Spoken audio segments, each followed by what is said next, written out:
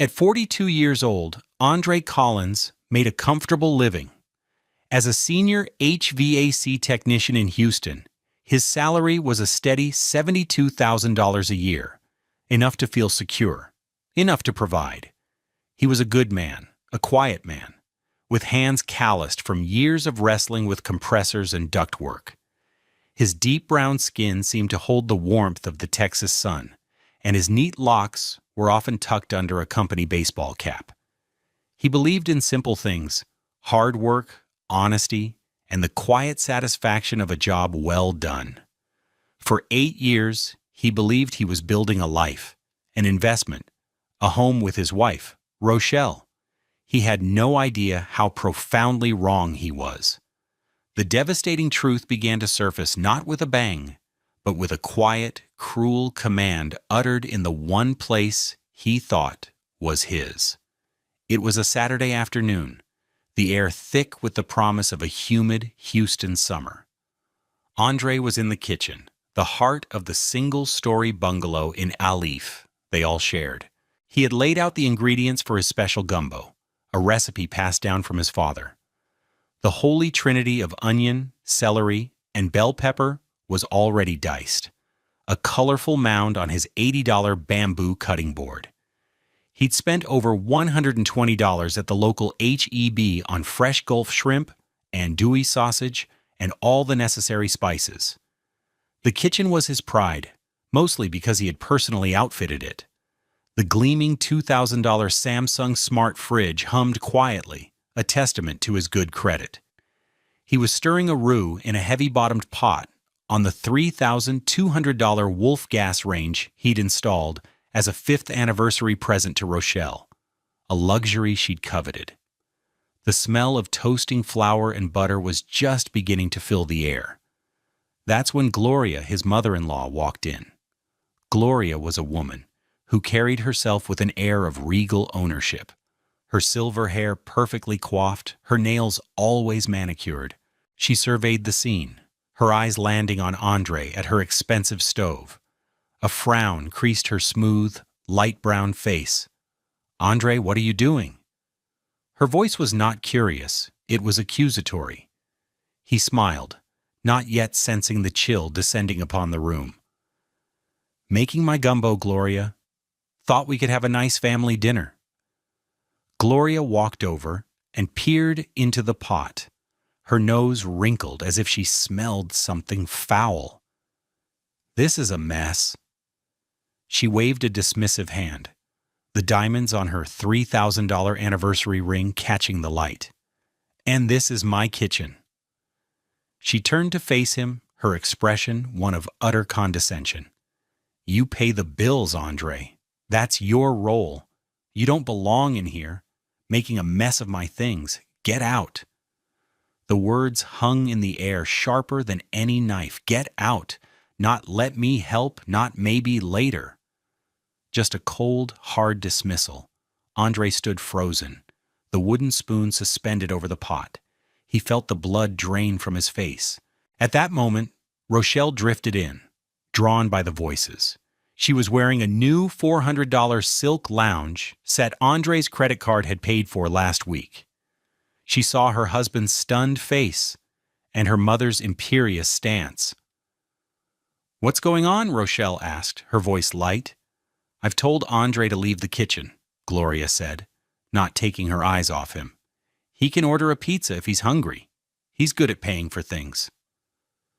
Andre looked at his wife, searching for an ally, for a single word of defense. He found none. Rochelle gave a little placating laugh and touched his arm. "Mama's right, honey. You know how she is about her kitchen. Let's not make a fuss. We can just order from Frenchie's. Come on." She was siding with her. She was validating the insult. In that moment, Andre wasn't a husband or a partner. He was a service provider, an ATM, a guest who had overstepped his bounds. He looked from his wife's averted eyes to his mother-in-law's triumphant smirk. Without a word, he turned off the burner. He carefully placed the spoon on the counter, took off the apron he was wearing, and folded it. He scraped the $100 worth of chopped vegetables into the trash. He put the lid on the pot of useless, half-cooked roux. He did it all with a slow, deliberate calmness that was more terrifying than any shouting match could have been. He washed his hands, dried them, and walked out of the kitchen, the echo of Gloria's words carving a canyon in his soul. "You pay bills, Andre. You don't belong here." He went into the backyard and sat on the steps of the patio he had built with his own 2 hands, a project that had cost him $1,500 in materials and 3 full weekends of labor. The sun was setting, casting long shadows across the perfectly manicured lawn he mowed every Saturday. He had never felt so utterly alone in a place so full of his own sweat and money. He had paid for this house, but he did not belong in its kitchen. The injustice of it settled deep in his bones, a cold, heavy stone. And he knew, with a certainty that chilled him to the core, that this could not continue. What he didn't know was that the foundation of his entire life was a lie, and the proof was waiting for him, stuck to the door of a refrigerator he had bought and paid for. Have you ever poured your heart and soul into something, only to be told you don't belong? It's a feeling that hollows you out, and for Andre, this was just the beginning. Stick with us to see how a man who was treated like a walking wallet finally decided to close the bank. The arrangement had started 8 years ago, born out of a crisis, and presented as an opportunity. Gloria, recently widowed, was on the verge of losing her home in Alief. The mortgage on the 3-bedroom bungalow, a modest brick house on a quiet street, was more than her widow's pension could handle. The original loan was for $180,000, and she still owed a considerable amount. Rochelle had come to Andre with tears in her eyes, her face a mask of loving concern for her mother. They were sitting in their small, cramped apartment at the time, a place that cost them $1,300 a month in rent. "My mama is going to be homeless, Andre," she'd said, her voice thick with emotion. "She's worked her whole life for that house. It's all she has left of my daddy." Andre, a man whose entire life was built on the principle of fixing things, immediately wanted to help. "What can we do, baby? We can give her some money each month." Rochelle had a bigger idea. "No, it's more than that. She needs a permanent solution." She took his hands in hers. "What if we moved in with her? We could take over the mortgage payment. It's $1,450 a month. That's barely more than our rent here. We'd have a whole house, a yard, and instead of throwing money away on rent, we'd be building equity. It would be our house, Andre, our family home, our biggest investment." It sounded perfect. It sounded responsible. He would be rescuing his mother-in-law, providing a beautiful home for his wife, and investing in their future all at once. It was the ultimate act of service and stability. A proud, solid black man, providing for his family. "Are you sure?" he'd asked. "Gloria is okay with that?" "She'd be thrilled," Rochelle had assured him. "It's the only way she can keep it. We'll be a family, all under one roof." They even signed a small, informal document Rochelle had typed up. It was a single page, stating that Andre Collins agreed to have the monthly mortgage payment of $1,450 automatically debited from his Chase checking account for the property at 7418 Holly Hall Street, in consideration of it being their shared family home and joint investment. He signed it without a second thought. It felt official, a promise between him and his wife. It was his first and most critical mistake. The first year was a blur of activity. Andre moved them out of the apartment, saving the $1,300 monthly rent. He set up the automatic payment from his account directly to the Wells Fargo mortgage. The first draft felt momentous, a real step toward ownership. He immediately got to work making the house a home. The central air conditioning unit was old and inefficient. As an HVAC professional, he couldn't stand it. He got a brand new, top-of-the-line $4,500 train unit at his wholesale cost, and spent an entire weekend installing it himself, saving them at least $3,000 in labor. Gloria and Rochelle had praised him effusively, bringing him lemonade while he worked in the blistering Houston heat. He painted the living room, a soft gray Rochelle had picked out. He replaced all the old corroded faucets in the bathrooms with shiny new Moen fixtures, a $400 expense. He bought a new lawnmower, a $350 Craftsman, and took pride in keeping the St. Augustine grass thick and green. The house was his project, his canvas. Every paycheck went toward its upkeep and improvement. His $72,000 salary was stretched between the $1,450 mortgage, the utility bills which were now in his name, the car payment on his $35,000 Ford F-150, and the constant stream of household needs. Rochelle and Gloria, meanwhile, settled into a life of comfort. With the housing cost covered, Rochelle's $41,000 salary as a receptionist was almost entirely disposable income. She bought new clothes from Macy's and Dillard's, her closet filling with brands like Michael Kors and Coach. Her shoe collection alone was worth more than Andre's entire tool set, which he relied on to make his living. His $80 Red Wing work boots stood in stark contrast to her rows of $600 Stuart Weitzman heels. Gloria, her financial worries erased, spent her days gardening and hosting her friends from church for long lunches. They would sit on the patio furniture Andre had assembled, drinking iced tea and admiring the rose bushes Gloria tended. Andre was often at work during these gatherings, but when he was home, he felt like staff. Gloria would ask him to fetch things, to check the air conditioning, to take out the trash, always with a polite but firm tone that set him apart from the guests. He was the handyman, the groundskeeper, the financial backbone, but he was not one of them. He tried to ignore the feeling. He told himself it was just Gloria's way. He was a simple man, and she was a proud woman. He was providing. That was his role, and he took pride in it. But the small slights began to accumulate, like stones in his pocket, weighing him down bit by bit. The small slights soon grew into larger, more painful moments of exclusion, each one a crack in the facade of their happy family. The betrayal wasn't a single event, but a slow, creeping erosion of his dignity, a death by 1,000 cuts. The outrage accumulated in the quiet corners of his heart, a pressure building with no release valve. The first major crack appeared during a family barbecue, about 2 years into the arrangement. Andre was at the helm of the $800 Weber grill he'd bought for the backyard, flipping burgers and hot dogs.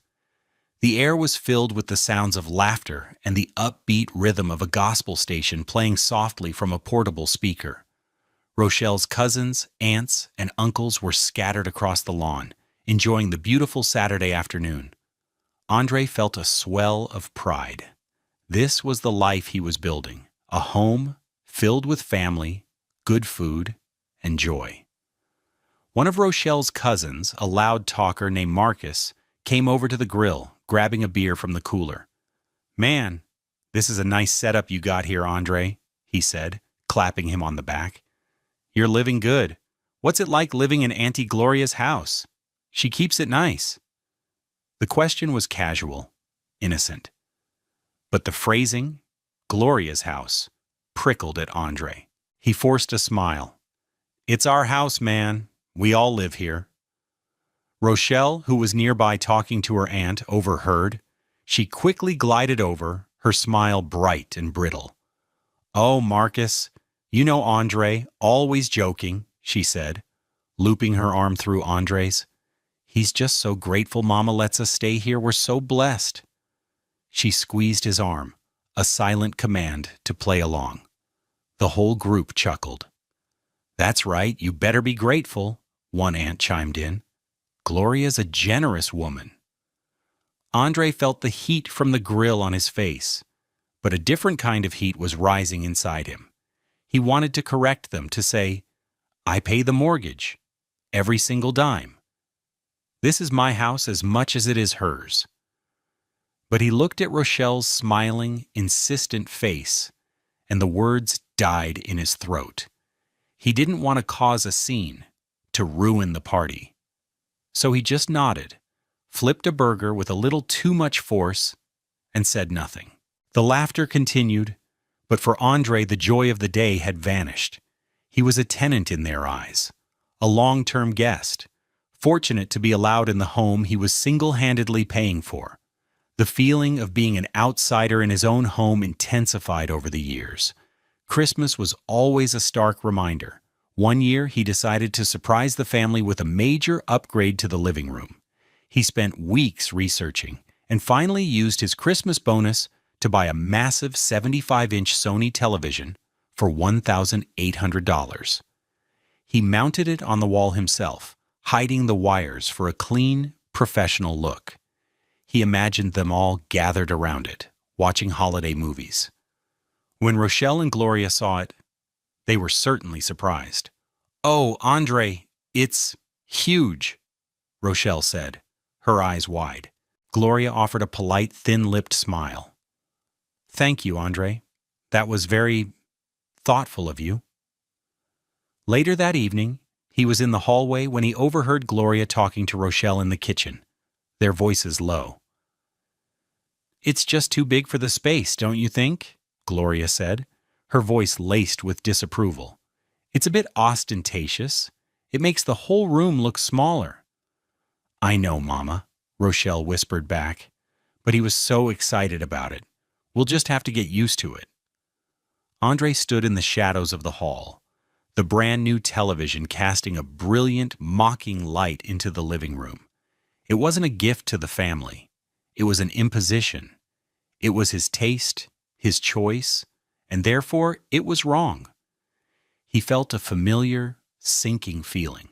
His contributions were not seen as investments in a shared life, but as temporary additions to Gloria's house, to be tolerated, but not truly embraced. He was decorating a home that would never really be his. The financial lines, once presented as so clear, became increasingly blurred and weaponized against him. Rochelle's spending habits grew more extravagant. One spring, she and Gloria became obsessed with the idea of a 7-day Caribbean cruise. The brochures were left open on the coffee table. The cost for the two of them, for a balcony suite, was just over $5,000. "We should book it, honey," Rochelle said one evening, snuggling up to him on the sofa. Andre was tired. He'd just finished a grueling week, crawling through stifling attics and dusty crawl spaces. He'd been putting in overtime to save up for a new set of diagnostic tools that would cost him nearly $1,200. "A cruise? Rochelle, I don't think we can swing that right now. $5,000 is a lot of money." Her face fell. She pulled away, her expression shifting from affection to annoyance. "What are you talking about? You make good money, Andre. What's the point of you working so hard if we can't enjoy it?" "We do enjoy it," he said, trying to keep his voice even. "We have this house. We have everything we need. The mortgage, the bills. It all adds up." And then she said it. The words that struck him like a slap. "But we live rent-free. That was the whole point of moving in here. All that money we save should be for us to have fun. Rent-free." The phrase hung in the air between them, ugly and sharp. "It's not rent-free, Rochelle," he said, his voice dangerously quiet. "I pay a mortgage. We are supposed to be building equity. It's an investment, remember?" She threw her hands up in exasperation. "Oh, it's the same thing. Mortgage, rent, whatever. It's a bill you pay so we can live here. Why are you being so difficult about this? My mother and I deserve a vacation. You're not even coming. So, what do you care?" He had no answer for that. The conversation was over. She was telling him that his money was for her and her mother's enjoyment, and his opinion on how it was spent was irrelevant. His role was simply to generate the funds. They ended up taking the cruise. Andre saw the $5,230 charge on his Capital One card, which he had been slowly trying to pay down. He worked 2 weekends in a row to cover the extra cost, the exhaustion settling into his bones like a deep chill. All these moments, all these humiliations, were leading to one place. They were the kindling, the dry tinder, waiting for a spark. And that spark came on that fateful Saturday afternoon in the kitchen. The gumbo incident was not the start of the problem. It was the culmination of 8 years of being diminished, disrespected, and devalued. When Gloria said, "Get out of my kitchen," she wasn't just talking about the room. She was articulating the unspoken truth of their entire arrangement. This was her house. This was her space. He was the financial engine that kept it running, but he was not a part of the machine. He was the fuel, meant to be burned up and consumed without complaint. As he sat on the back steps that evening, the smell of his wasted ingredients still lingering in the air, he replayed the scene in his mind. He saw Rochelle's easy dismissal of his hurt, her quick alignment with her mother. For 8 years, he had told himself he was the patriarch of this family, the provider, the protector. But the truth was, he was just a tenant with a very expensive, very unfair lease. He was a fool. The rage that had been slowly building for years finally cooled into something else entirely. It became a cold, hard resolve. Something had to change. He just didn't realize how deep the deception went, or how swift and silent his response would be once he found out. He was about to discover the full scope of their betrayal, and they had no idea what was coming. Do you think they deserved what was coming to them? Let us know in the comments. The way Andre handled this situation is something you won't want to miss. The days following the kitchen incident were cloaked in a tense, artificial peace. Andre moved through the house like a ghost, his presence physical, but his spirit absent. He was polite, detached, an actor playing the part of a husband. Rochelle and Gloria seemed to take his silence as contrition, as if he had accepted his place. They had no idea it was the calm before a storm that would tear their comfortable world apart. The discovery of the full, calculated betrayal happened on a Tuesday morning at 6:47 a.m. Andre had woken up early, the house still dark and silent. He couldn't sleep. The scene in the kitchen played on a loop in his mind. He walked into the kitchen where he'd been so thoroughly dismissed, the same room that held the gleaming $2,000 Samsung refrigerator he'd been so proud of. He opened the freezer to get some ice for a glass of water, and his eyes caught on a piece of mail stuck to the door with a cheap plastic strawberry magnet. It was an official-looking envelope from Wells Fargo Home Mortgage, the window showing the return address. It was slightly crumpled, and the flap was torn open. It wasn't the usual monthly statement. This one had bold red letters visible through the window. Past due notice. Curiosity, sharp and cold, cut through his emotional fog. The mortgage payment was on autopay. It had never been late in 8 years.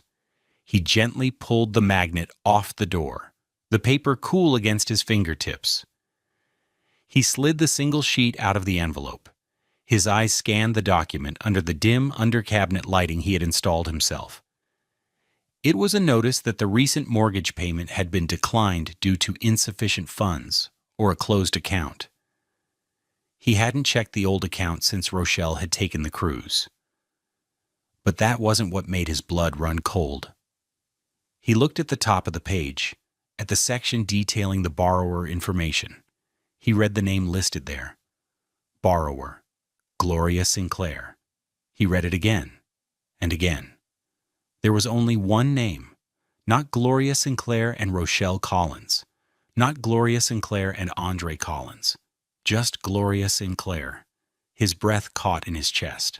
For 8 years, he had believed he was paying into a shared asset. For 8 years, Rochelle had called it our investment. He thought his name was on the deed, or that it would be added, or that his payments were legally establishing his equity. He was wrong. According to this official bank document, he had no legal connection to the property whatsoever. He was just a man paying a woman's mother's mortgage. Then he saw the final damning piece of evidence. At the bottom of the page, next to the amount due $1,450, someone had scribbled a note in pen. The handwriting was Rochelle's, loopy and familiar. It was a string of numbers. He recognized them instantly. It was his Chase checking account number, the one he had given her 8 years ago to set up the shared payment. She had written it there as a reference, a reminder of which account to bill, which well to draw from. The truth crashed down on him with the force of a physical blow. This wasn't a misunderstanding. This wasn't an oversight. This was a deliberate, calculated, long-term deception. Rochelle had never intended for this to be his house. She had knowingly funneled his money, a direct pipeline from his paycheck to her mother's debt, while allowing him to believe he was building a future for them both. The informal agreement she'd had him sign was a worthless piece of paper, a prop to sell him on the fantasy. He stood there in the silent kitchen, the house sleeping around him, and did the math. $1,450 a month for 96 months, 8 full years. He had paid $139,200. $139,200 of his hard-earned money, paid on a house that wasn't his, in which he was told to get out of the kitchen. The money he could have used for a down payment on his own property. The money he could have invested. The money he could have saved. It was all gone, poured into Gloria's asset while his own net worth remained stagnant. The rage he expected to feel didn't come. In its place was a profound, terrifying emptiness. He felt hollowed out, scoured clean of any love or loyalty he had ever felt for Rochelle. He saw her now with perfect, horrifying clarity. She didn't see him as a partner. She saw him as a resource, a tool. With hands that were surprisingly steady, he pulled out his phone. It was an older model iPhone, not the latest $1,200 version Rochelle had. He opened the camera and took a clear, high-resolution photo of the mortgage notice, making sure the borrower's name and Rochelle's handwritten note with his account number were perfectly legible. The flash was startling in the dim light. He took another one, just to be sure. Then he carefully slid the paper back into its envelope. He placed it back on the refrigerator door, positioning the strawberry magnet in the exact same spot. He made it look untouched, undisturbed. He took his glass of water, drank it down, and placed the empty glass in the sink.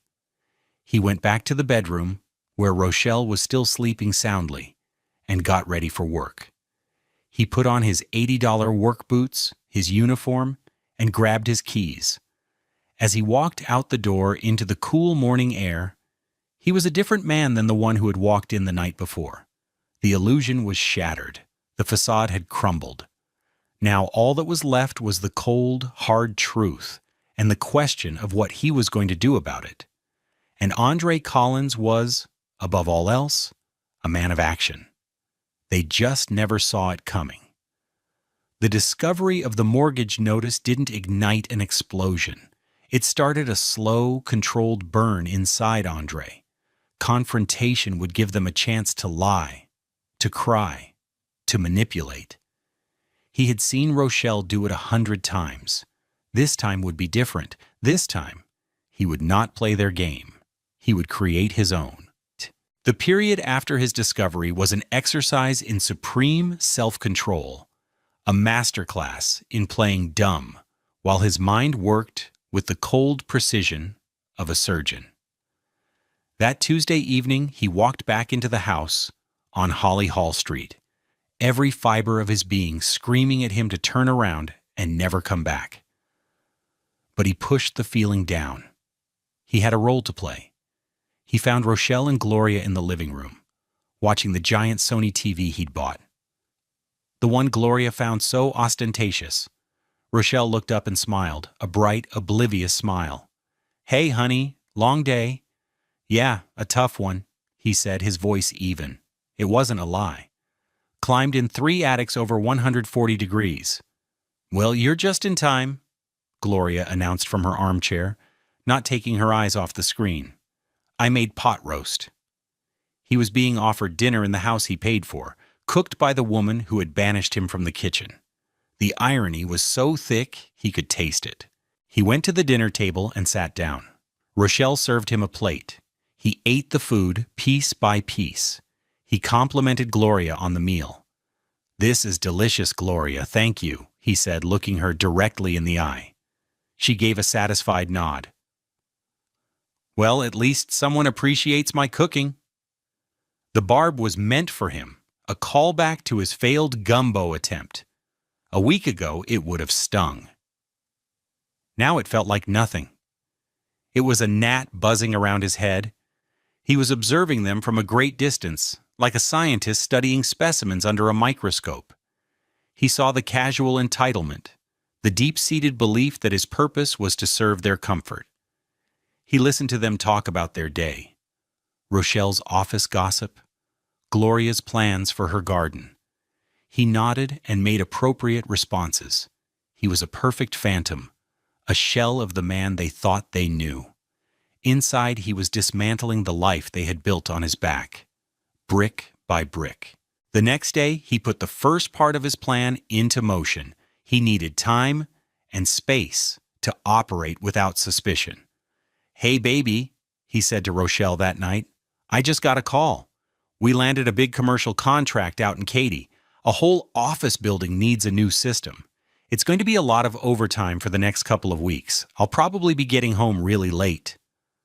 Her eyes lit up, not with sympathy for his long hours, but with greed. "Oh, that's wonderful, Andre. A big contract means a big paycheck, right?" "That's the idea," he said. "Don't work yourself too hard," she said, the concern in her voice thin and unconvincing. What she meant was, don't stop making money. This lie gave him the cover he needed. He wasn't working late in Katy. He was methodically preparing his exit. He started small. He began quietly removing his most personal and irreplaceable items from the house. One evening, under the guise of cleaning out the garage, he packed a single, sturdy box. In it went a small collection of vinyl records that had belonged to his father, old soul and blues albums from the 70s. He added his father's old Omega watch, a piece that didn't work but held immense sentimental value. He packed a few worn paperbacks he'd read a dozen times. He loaded the box into the bed of his Ford F-150 under a tarp. When he came back inside, Rochelle was on the phone, laughing with a friend. She hadn't even noticed he was gone. The next day, during his late night at work, he drove the box to a public storage unit he had rented online for $59 a month. It was a small 5x5 unit, just enough for the essentials. Over the next week, he made several more trips. He took his good work tools, his $1,500 Makita combo kit that he normally kept in the garage. He told Rochelle he was taking them to the job site so he wouldn't have to haul them back and forth. She just nodded, uninterested in the details of his labor. He packed his winter clothes, his high school yearbooks, and a framed photo of his parents. Each item removed from the house was a cord being cut, a silent step toward freedom. He felt a strange, cold power in his deception. He was moving in plain sight, and they were so consumed with their own lives, so assured of his docile compliance, that they saw nothing. One evening, Gloria even asked him to move a heavy box of her old Christmas decorations in the garage. He did it without complaint, walking right past the empty space where his own boxes used to be. The dramatic irony was a secret, bitter pleasure. They had made him feel invisible for years, and now he was using that invisibility as a weapon. He was becoming a ghost in his own life, preparing to haunt them with his absence. And the most important part of his plan was yet to come, seeking professional help to turn their years of deception into their greatest liability. With his most valuable personal effects secured and his alibi established, Andre moved to the next phase of his plan, transforming his quiet suffering into a rock-solid legal case. His late nights working on the fictitious commercial job in Katy were actually spent in the sterile quiet of the Harris County Law Library, using their public computers to research attorneys. He wasn't looking for a bulldog or a shark. He was looking for someone smart, methodical, and precise. Someone who would understand the cold, calculated nature of the betrayal and how to dismantle it with facts, not fury. He found her on a Thursday evening, Ms. Dina Vance, a black woman in her late 40s, a graduate of Howard University School of Law, with a boutique practice in a gleaming glass tower in Greenway Plaza. Her website specialized in family law and financial disputes, with testimonials praising her calm demeanor and sharp legal mind. She was exactly what he needed. Her consultation fee was listed at $550 an hour, a steep price that made him flinch, but he knew this was an investment in his future, the most important one he would ever make. He called her office the next morning from the cab of his truck, parked in a quiet corner of a Home Depot parking lot. He spoke to a paralegal, his voice low and steady, and booked a consultation for the following Monday at 4 p.m. He spent the entire weekend preparing. He logged into his Chase online banking portal and, with a grim sense of purpose, began the tedious process of downloading and printing every single bank statement for the last 8 years. 96 statements in total. He used the printer at a FedEx office, the bill coming to $48.50, another receipt he carefully saved. He went through each statement with a yellow highlighter, marking the recurring $1,450 automatic withdrawal to Wells Fargo Home MTG. The line of yellow marks formed an unbroken chain of financial servitude. He also had the photo of the past due notice, which he printed in high-resolution color. And finally, he found the original agreement Rochelle had typed up, tucked away in an old file box. He smoothed out the creases, seeing her signature next to his, under the words shared family home and joint investment, felt like touching a hot stove. It was the centerpiece of the lie. On Monday afternoon, Andre left his last job site early, telling his dispatcher he had a doctor's appointment. He changed out of his dusty work uniform into a clean pair of khaki pants and a simple, pressed polo shirt, clothes he kept in a gym bag in his truck. He drove his F-150 into the soaring concrete parking garage of the Greenway Plaza Tower. The oversized truck looking out of place next to the rows of expensive sedans and luxury SUVs, the BMWs and Mercedes that cost more than his annual salary. Ms. Vance's office was on the 22nd floor. The view of the city was breathtaking, but Andre barely noticed. He sat in the plush waiting room, his heart pounding a steady, heavy rhythm against his ribs. He clutched a worn leather portfolio containing his evidence. Ms. Vance was even more impressive in person. She was tall and elegant, with intricate braids coiled into a graceful bun. Her eyes were intelligent and missed nothing. She greeted him with a firm handshake and led him into a conference room with floor-to-ceiling windows. "Mr. Collins," she said, her voice calm and professional. "Thank you for coming in. Please tell me what's going on." For the next 30 minutes, Andre laid out the story. He spoke without emotion, presenting the facts as he knew them. The promise of a shared investment, the 8 years of payments, the informal agreement, the constant dismissal and disrespect, the kitchen incident, and finally, the discovery of the mortgage notice. He slid the documents across the polished mahogany table, the stack of highlighted bank statements, the color printout of the notice with Rochelle's handwritten note, in mesh one handwritten, and the signed agreement. Ms. Vance listened without interruption, her expression unreadable. She picked up the photo of the notice and studied it closely. Then she looked at the informal agreement. Finally, she began to flip through the bank statements one by one. The only sound in the room was the soft rustle of paper. After several long minutes, she placed the papers back into a neat pile and looked directly at Andre. Her calm demeanor had shifted. There was a new hardness in her eyes, a glint of steel. "Mr. Collins," she said, her voice low and firm, "this is not just a family dispute. Based on these documents, this is a textbook case of financial abuse and what the law calls unjust enrichment. Your wife and mother-in-law have been unjustly enriched at your expense under fraudulent pretenses for the better part of a decade." Hearing his reality, affirmed by a legal professional, was profoundly validating. It wasn't just him being sensitive. It was real. "The informal agreement you both signed," she continued, tapping the paper, "while not a deed or a title, is a crucial piece of evidence. It establishes intent. It proves your payments were made with the explicit understanding that you were building equity in a joint investment." Her signature on this document, combined with her handwritten note of your bank account number on a notice addressed solely to her mother, creates a very clear and damning narrative. She leaned forward. "They made a critical mistake, Mr. Collins. They got greedy, and they got sloppy. They put it in writing." "So what can I do?" Andre asked, his voice barely a whisper. "We have two immediate courses of action, Ms." Vance explained, "all business now. First, we stop the bleeding. Today, you will cease all payments immediately. You will open a new bank account at a completely different institution and redirect your direct deposit there.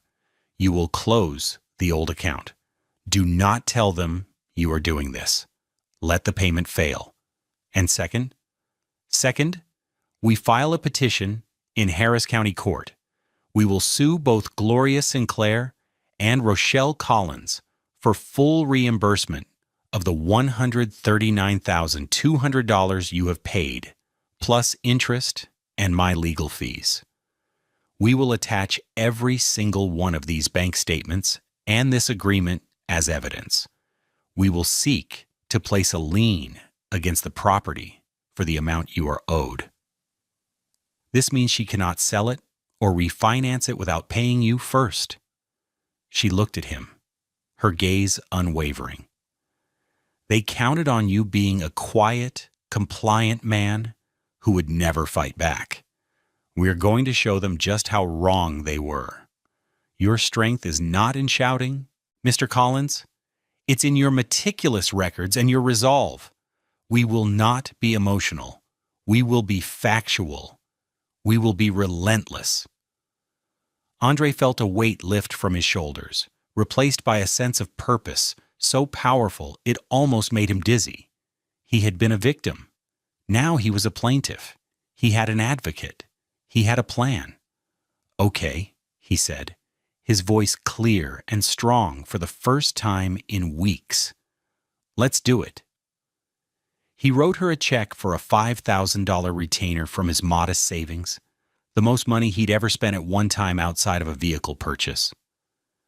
As he walked out of the gleaming office tower and back to his dusty work truck, the setting sun glinted off the glass buildings, and for the first time in a long time, Andre felt like he could see his own reflection clearly. The strike was not an act of aggression, but an act of profound and total stillness. It was a cessation, a full stop. There would be no dramatic confrontation, no tearful accusations, no final, explosive fight. Andre's revenge, if it could be called that, would be the sound of silence. It would be the gaping void left by his absence, an absence of money, of labor, of presence. The coordinated action was executed with the quiet precision he normally reserved for calibrating a sensitive thermostat. The very next day was the 31st of the month. The mortgage payment was scheduled to be drafted on the 1st.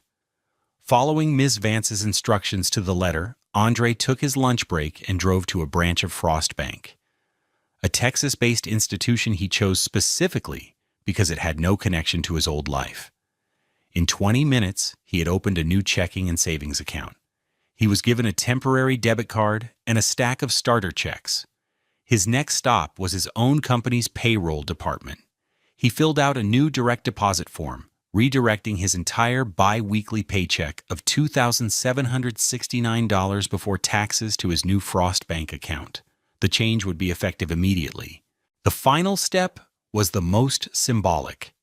He sat in his truck in the parking lot, pulled out his phone, and logged into his old Chase banking app one last time. He saw the remaining balance, $3,278.45. He saw the pending automatic payment scheduled for the next day, Wells Fargo Home MTG, $1,450. He tapped on the transaction and, with a simple, definitive press of his finger, selected Cancel Payment. A confirmation screen popped up. "Are you sure you want to cancel this scheduled payment?" He pressed Yes.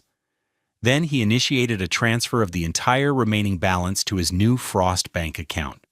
The app confirmed the transfer would process within 1 business day. Finally, he navigated to the Account Services menu and found the option he was looking for. Close account. He followed the prompts. Within 60 seconds, a message appeared on the screen. Your Chase checking account ending in 8432 has been successfully closed. It was done.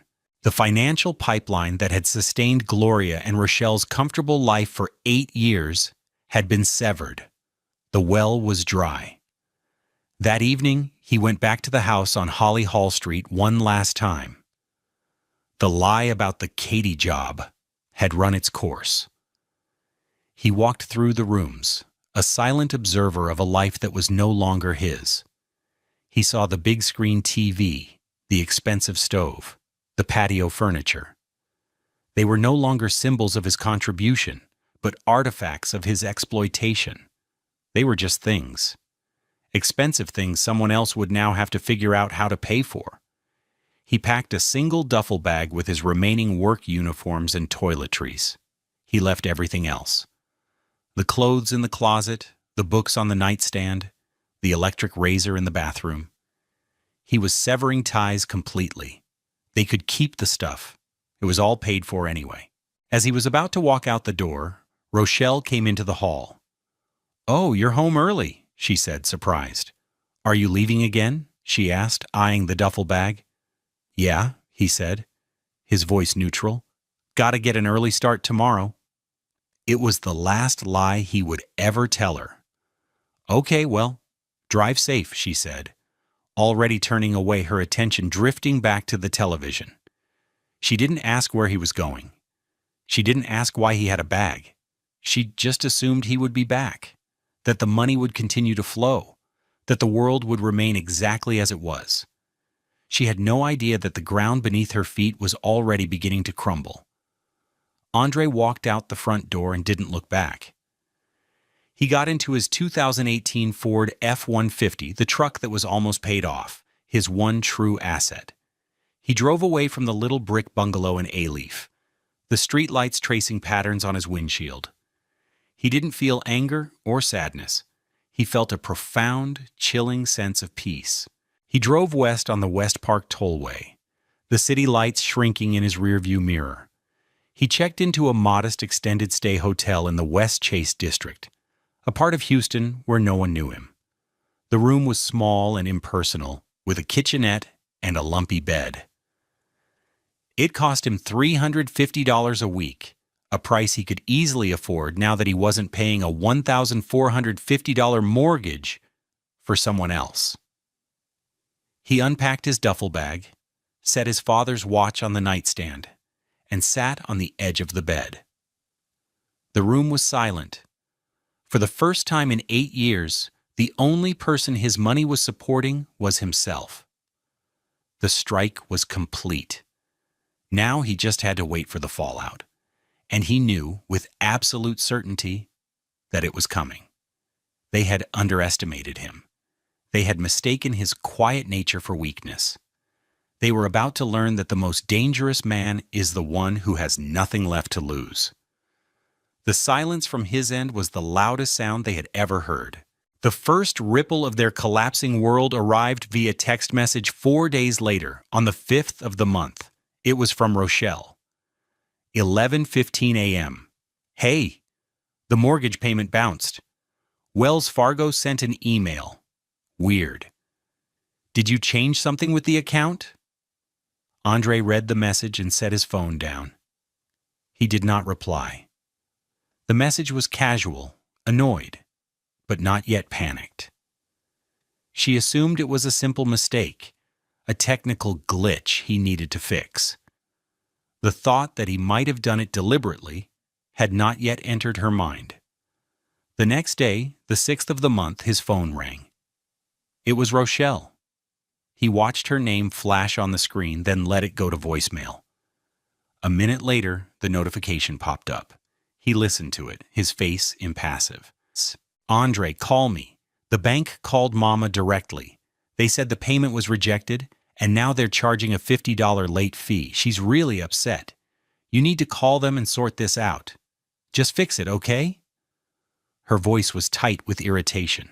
The request was a command, not a plea. He was the fixer. It was his job. He deleted the voicemail.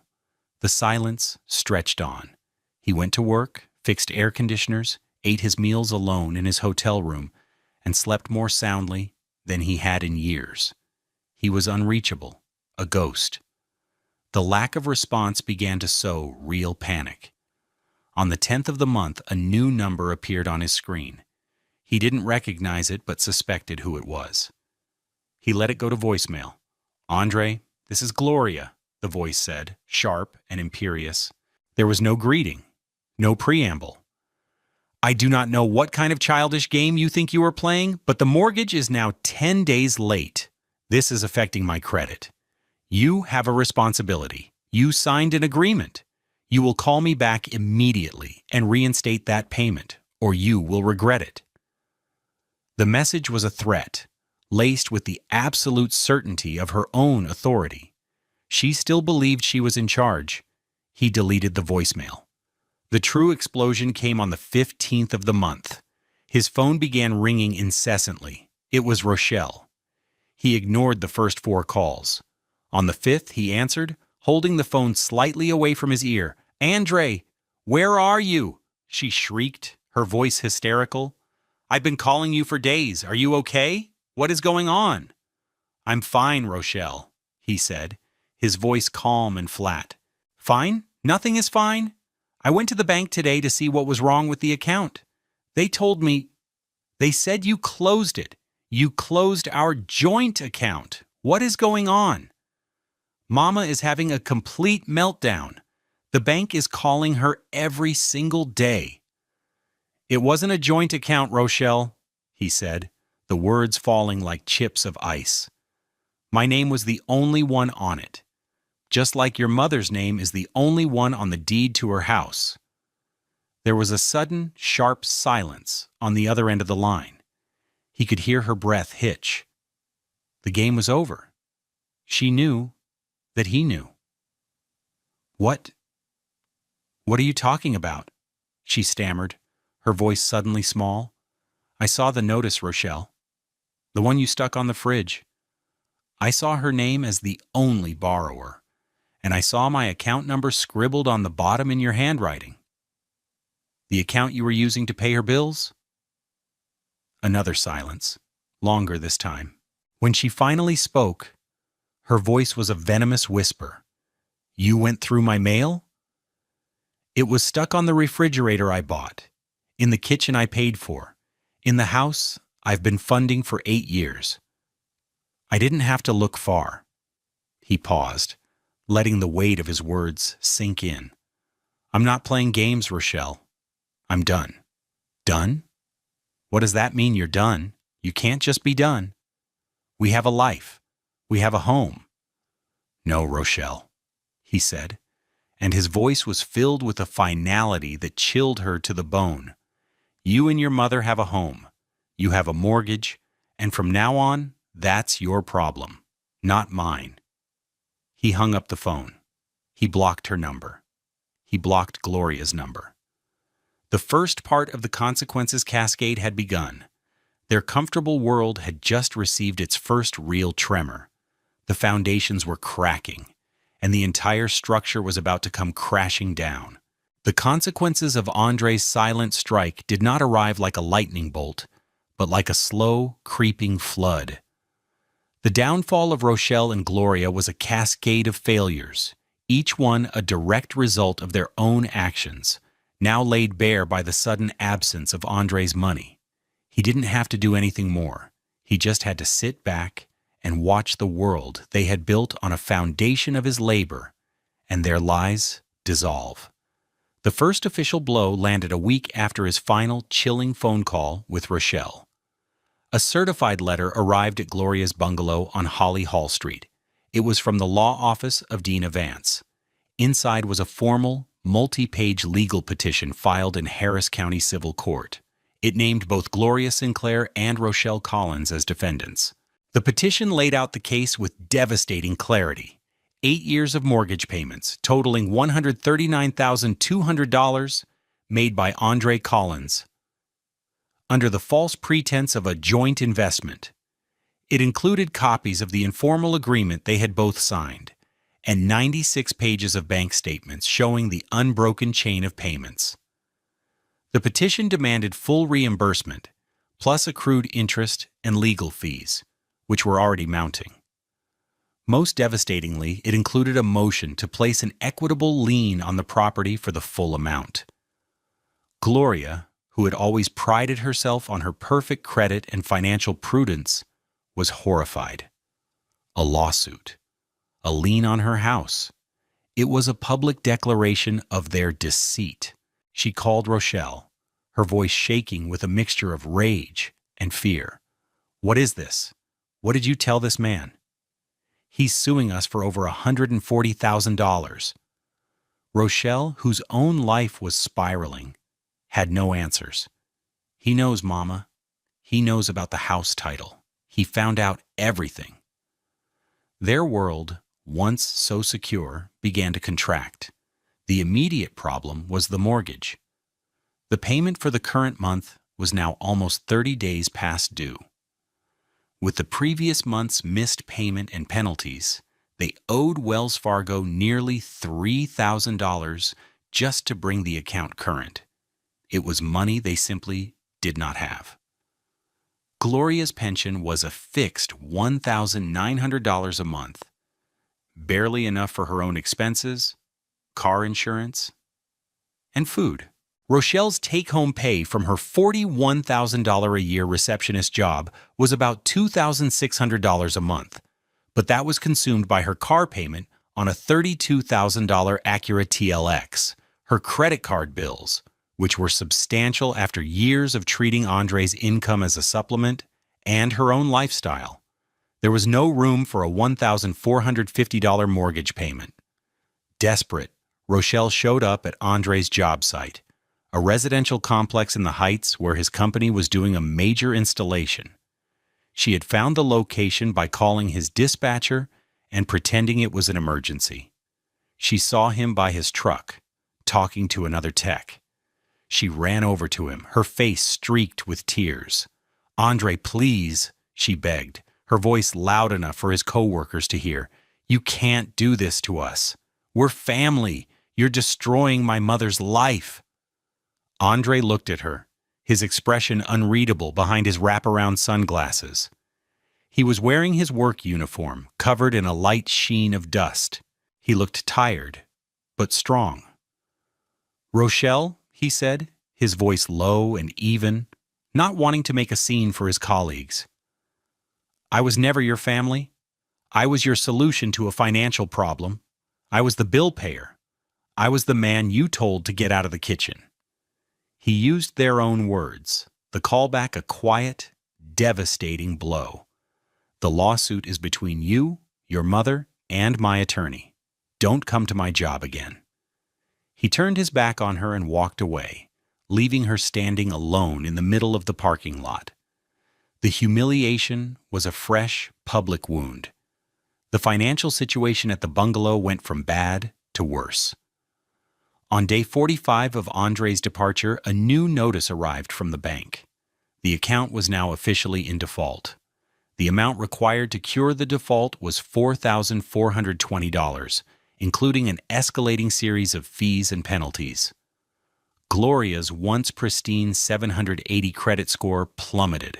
She received a notice from her credit card company that her interest rate was being raised to 29.99% due to a significant negative event on her credit report. On day 60, the inevitable happened. Another certified letter arrived, this one with the terrifying heading, Notice of Intent to Foreclose. The bank was no longer asking for the past due amount. They were now threatening to accelerate the loan, meaning the entire remaining balance of approximately $95,000 would become due. To stop the proceedings, they had to pay the full arrears, now over $5,800, within 30 days. Panic set in. Gloria tried to get a personal loan, but with her credit score now in the low 600s and her only income being her pension, she was denied by 3 different banks. Rochelle's credit was even worse, maxed out and carrying high balances. They were trapped. The comfortable house, the beautiful garden, the life of ease. It had all been a mirage, sustained by a man they had disrespected and discarded. The final public humiliation came on day 90. A notice of foreclosure sale was officially posted on the front door of the house at 7418 Holly Hall Street. A representative from the bank taped the legal document in a plastic sleeve right on the front door for all the neighbors to see. The notice stated that the property would be sold at public auction on the steps of the Harris County Courthouse in 1 month's time. The news spread through their church and their social circle like wildfire. The whispers followed them everywhere. Gloria, the proud matriarch, was losing her home. Rochelle, the stylish daughter, was being sued alongside her mother. The shame was suffocating. They had no choice but to vacate the property before the auction. They had to pack up Gloria's life, all the possessions her late husband had left her, all the furniture Andre had paid to move in. They couldn't afford a professional moving service, which would have cost over $2,000. They had to rent a small U-Haul truck for $199 and do it themselves. A grueling, sweaty task that mirrored the work Andre used to do for them, without a second thought.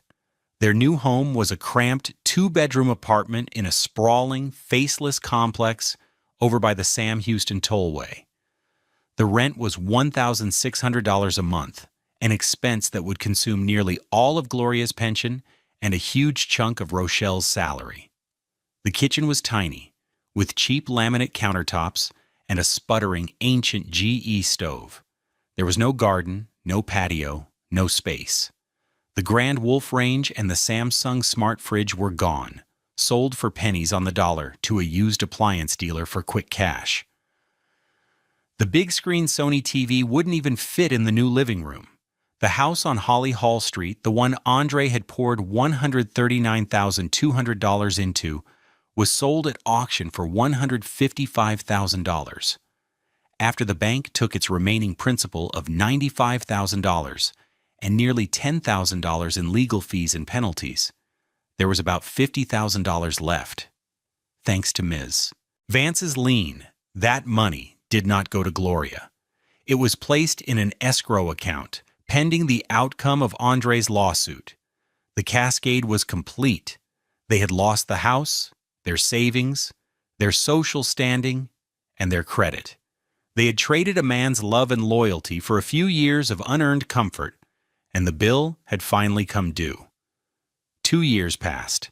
The chaotic downfall of Rochelle and Gloria faded into the background of Andre's life, becoming a closed chapter in a book he no longer read.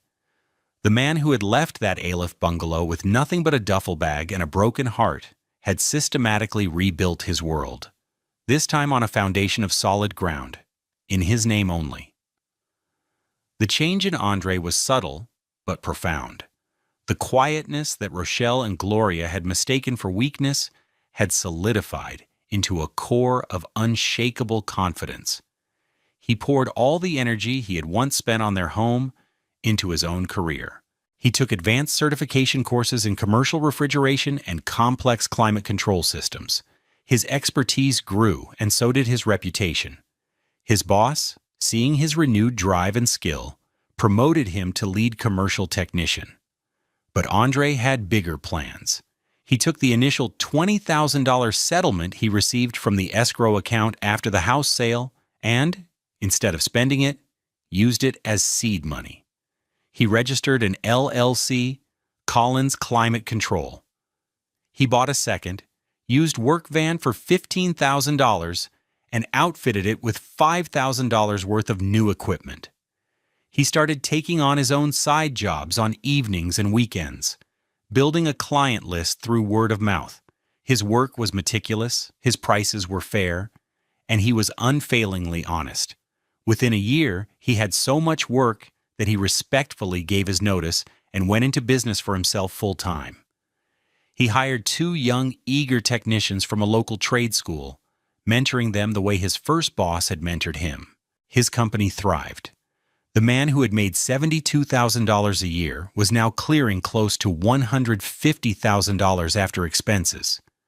With his financial life secure, he turned to his personal life. He had been living in a series of modest rental apartments, saving his money with a singular goal in mind. One sunny Saturday afternoon, he stood with a realtor in front of a house in Oak Forest, a quiet, established neighborhood in northwest Houston. It was a 1,500-square-foot brick ranch, smaller and less grand than Gloria's old house, but it was solid, honest, and well-maintained. It had mature oak trees in the front yard and a small, tidy garden out back.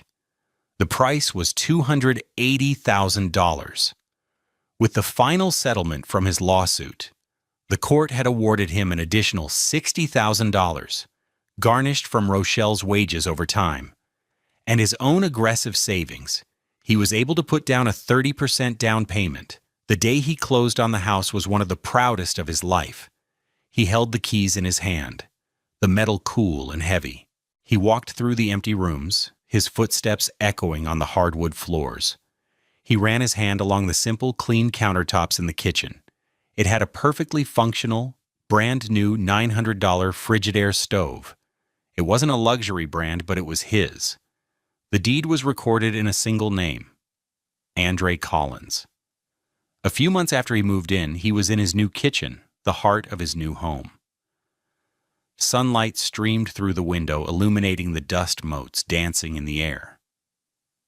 He was surrounded by the familiar, comforting smells of his father's gumbo. The Holy Trinity sizzled in a pot on his stove. He had all the time and space in the world. No one would ever tell him to get out of this kitchen again. His phone buzzed. It was a text from a number he didn't recognize. "Andre, it's Rochelle. I know you blocked me. I got your number from a cousin. I just wanted to say, I'm sorry for everything. I was wrong. Mama is sorry too. We lost everything." He read the message and he felt nothing. Not anger, not satisfaction, not even pity. It was like reading a news story about strangers. Their apology coming years too late was for their comfort, not his. He had forgiven them long ago, not because they deserved it, but because he deserved peace. Holding on to that bitterness was like drinking poison and waiting for them to die. He had chosen to live. He typed a short, simple reply. "I wish you well, Rochelle." He sent the message and then blocked the number. He turned his attention back to the pot, giving the rich, dark roux a final stir before adding the shrimp. The smell of home, his home, filled the air. He had learned the hardest lesson of his life in that A-leaf bungalow. A home is not the walls you pay for, and family is not a title you are given. A true home is the place where you are respected, where your presence is valued as much as your provision. And true family are the people who build you up, not the ones who treat you as a resource to be drained. As he looked around his quiet, sunlit kitchen, Andre Collins knew he was finally, truly wealthy. He had a home he owned, a business he had built, and a quiet, unshakable peace in his own heart. He was a man who belonged. We tell stories like Andre's not just for the drama, but for the powerful lesson at their core. If this story of quiet strength and earned justice resonated with you, please consider liking this video and subscribing to Love Beyond Pride. Your support helps us continue to share these important narratives of resilience and hope. What do you think was the most satisfying part of Andre's journey back to himself? Share your thoughts in the comments below. We read every single one.